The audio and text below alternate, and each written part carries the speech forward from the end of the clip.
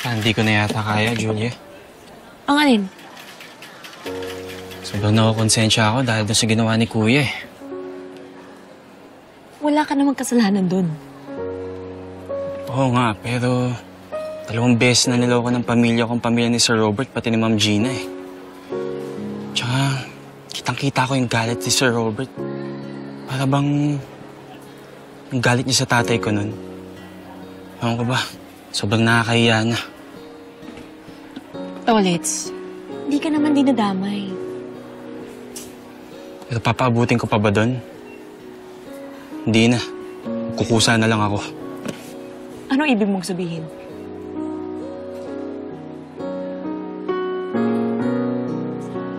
Anak, natatakot ako sa mga ginagawa mo. Baka lalo kang mapahamak. Baka mabuti nga manahimik ka na lang muna. Hindi pwede, Nay.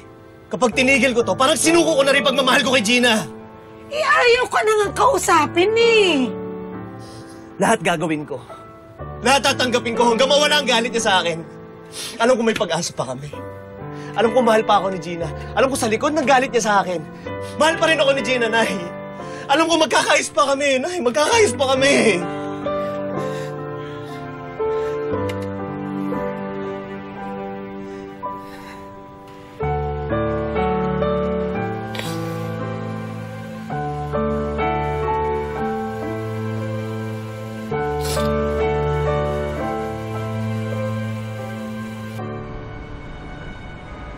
Ayun nga ang nangyari, attorney. Kaya nga gusto namin malaman kung ano naman ang habol ng anak ko. Balita ko, napakahusay ninyong abogado.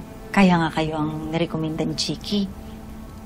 Attorney, kahit meron kaming prenup, may mga nabili naman akong mga alahas, mga property. Wala na po ba akong karapatan doon? Ang problema kasi, wala ka namang katibayan na meron kang participation financially dun sa mga assets na na-acquire mo. Ano ibig mo sabihin? Ang ibig sabihin nun, pera pa rin ang asawa mo ang ginamit na pambili ng lahat ng mga ari-arian mong sinasabi. Therefore, meron siyang karapatan na kuhain ito anytime. Hindi ba? Unfair naman yun. Oo nga. Paano na lang yung mga karapatan ng asawang babae? Paano pag pinagsawaan sila ng mga lalaki? Ano yun, basta-basta nila silang itatapon na parang basura? Ang problema kasi sa kaso ninyo mag-asawa, ikaw ang nagloko eh. Tapos aminado ka. Uy, ano naman niya yun? Minsan pagkakamali lang naman ang anak ko yun. Oo, tsaka siya naman yung pinipili ko eh. But that's not enough. Iha, that's not enough. We can talk to Robert and his lawyer and I'll bring up your claim to him. Pero ngayon pa lang tatapatin ko na kayo. Madugo ito. Lalo na at galit na galit sa'yo ang asawa mo. Pero attorney, pinakasalan ko si Robert para makaahon ako sa kahirapan. At may itinaya din naman ako dun. Ipinuhunan ko yung sarili ko. Kaya gagawin ko ang lahat para magkaroon ako ng habol bilang asawa. Ngayon sabihin mo sa akin, paano ako mabilis ang makakubra ng pera sa kanya?